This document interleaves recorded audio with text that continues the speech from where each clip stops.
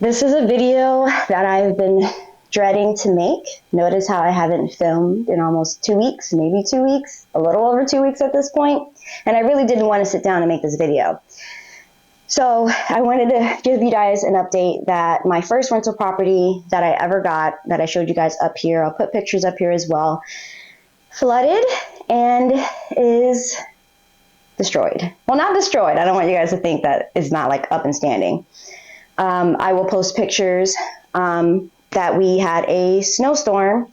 I'm pretty sure everybody knows about it, a very big snowstorm that happened in Gatlinburg around December 24th, I want to say.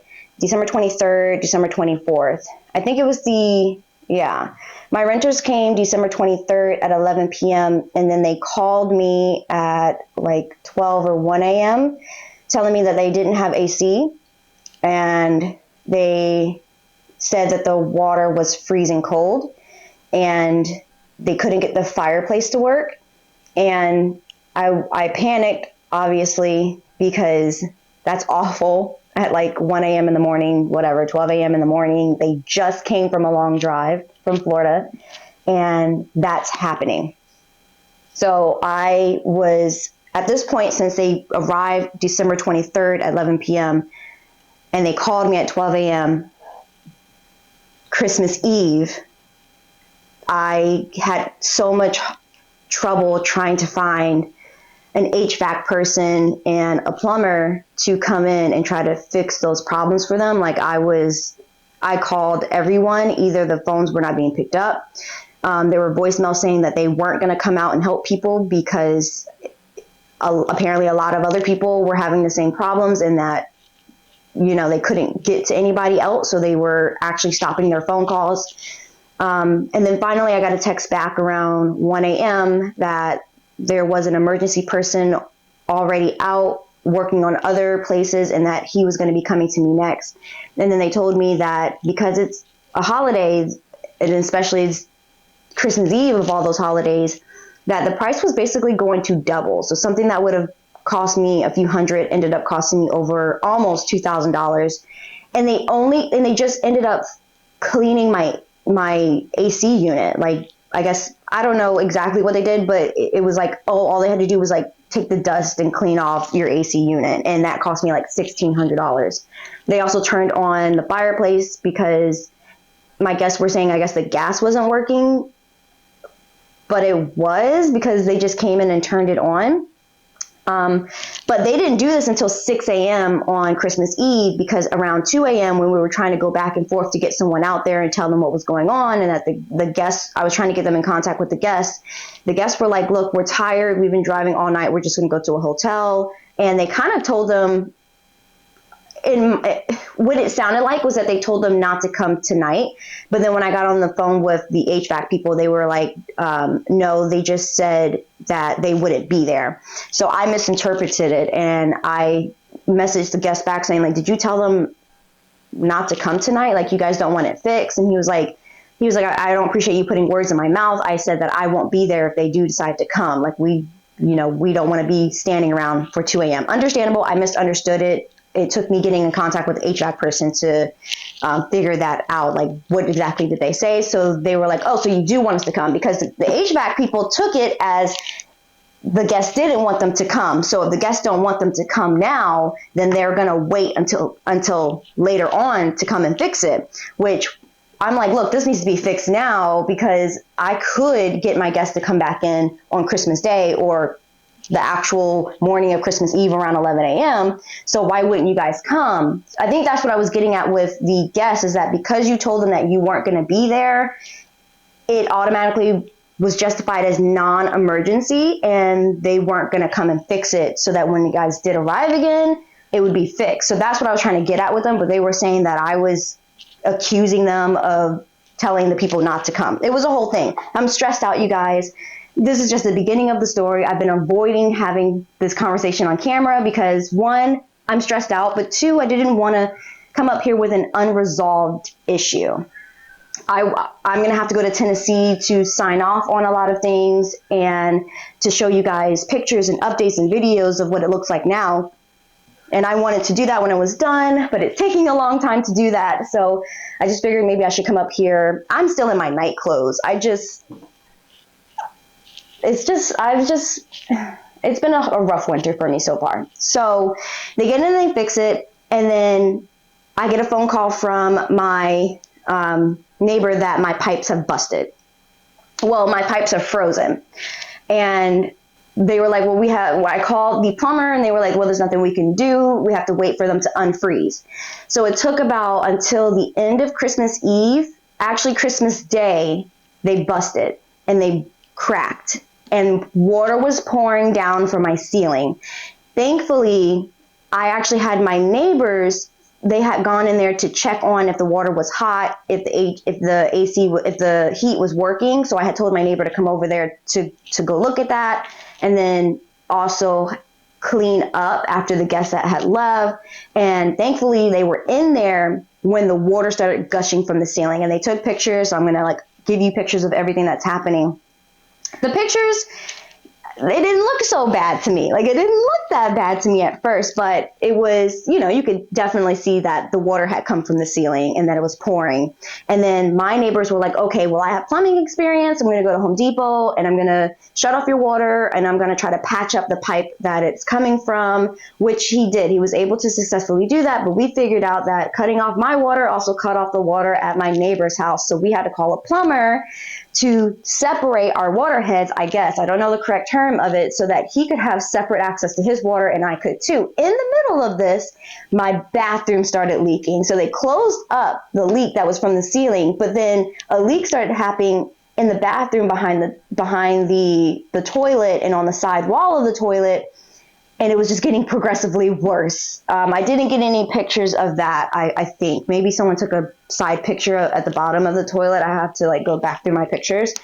So it was just every day was progressively getting worse. And in the meantime of all of this happening, my tiny house pipes bust and the hot water stopped working and the water stopped working at my other rental. So all three of my rentals were going through the same problems. Not as big of a problem as my first rental that we're talking about today, but big enough. Thankfully, the guests at the other property were able to go get some electrical tape, hook it up, and they had a phenomenal Christmas. They stayed there for over a week. My tiny house, I had to cancel about a week of bookings because plumbers were just saying that were available in that area were saying we can't come out until blah, blah, blah. We don't even know if we can work on a tiny house. I had to explain that, yes, it's like an RV, but the plumbing is set up like a house. So that usually gets people to come, but we were still on the wait list and they weren't answering their phone. And I was trying to text someone. It was a whole thing. All of my neighbors at all of my houses were so helpful. Be friends with your neighbors. If you're going to be doing glamping, if you're going to be doing rentals, you need to have a good in with your neighbors, because if something goes wrong or something goes awry, or they think something is suspicious, they will contact you. Be friends with your neighbors. I cannot stress that enough. They got that fixed. I just blocked out a week of bookings for the tiny house until the plumber could get there. Not making any money on that rental. And we're going back to the first house that I'm having the most stressful winter over. So I was actually just a mess. I was in my bed on Christmas Eve, doing breathing exercises, because it's just one of those stressful situations because the guest was not handling it very well. They had small kids, they were tired, and it was essentially ruining their Christmas. So I was more stressed out that they were stressing me out. I can handle this. I can get this fixed. But when you're constantly coming at me about what are you going to do about this? You're not helping. You're ruining our Christmas. It gives me stress. It gives me anxiety. I cannot work efficiently for you if you're constantly badgering me while I'm trying to help you. They just kept badgering me, and I'm trying to help, but I'm in the midst of trying to talk to every HVAC and plumber person. Some people are calling me back while I'm on the phone with one, and I could be missing out on getting them over there if they were prepared. So it was just a lot of darts going my way. So I was sitting in my bed on Christmas Eve around 1:30 a.m. Because the stress, it was one of those stress that makes you want to throw up. This is the reason why I don't want to be like a millionaire with a bunch of rental properties, because yes, you can put people in charge, but at the end of the day, it's still your ass on the line. It's still your responsibility. Things still are going to fall on your head. Having like over 100 rentals, I don't understand how people do it. I can't. So the guests end up having to get a full refund except for one day, because they did sleep in the house. They did use, the shower when they got in and all of that.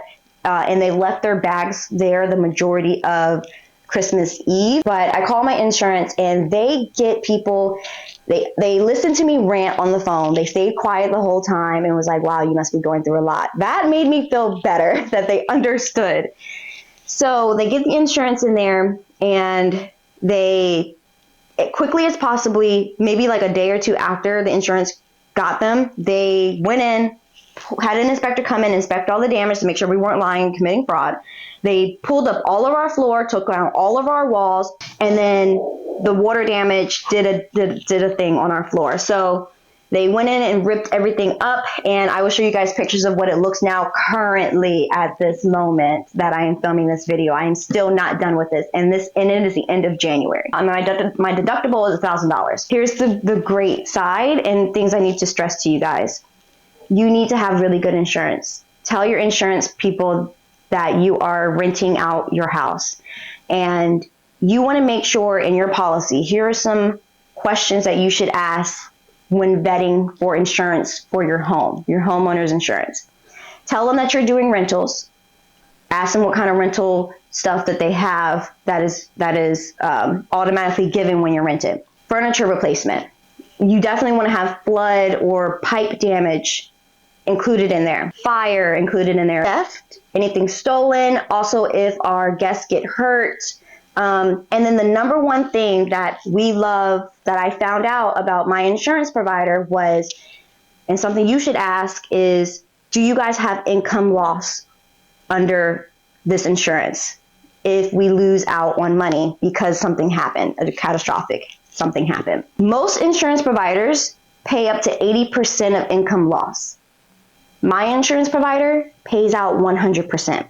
You want to know what is the percentage of income loss that you're going to be getting. Make sure you have really big amounts that they're going to be giving you for damage, pipe damage, water damage, theft, anything. Make sure you get the highest amount that you can afford, and I would even stretch it a little bit. The reason why I was actually kind of scared and stressed out about this situation is because I have heard about insurance companies dropping you after a really big payout that they had to give you. So although my insurance is paying me back on everything, they paid out the contractors. I haven't even come out of pocket. They took $1,000 of my deductible out of the income loss, so I didn't really have to put anything into it. So I've heard of that. That's why it's kind of stressing me out. Make sure you guys are asking those questions of your insurance provider. That is what I've learned. That's some of the things you should ask them, have included. If there's anything else I should have included in my insurance that I didn't talk about here, put it in the comment section. Even though they're paying me and all of this, as a business owner, it still doesn't take the feeling away.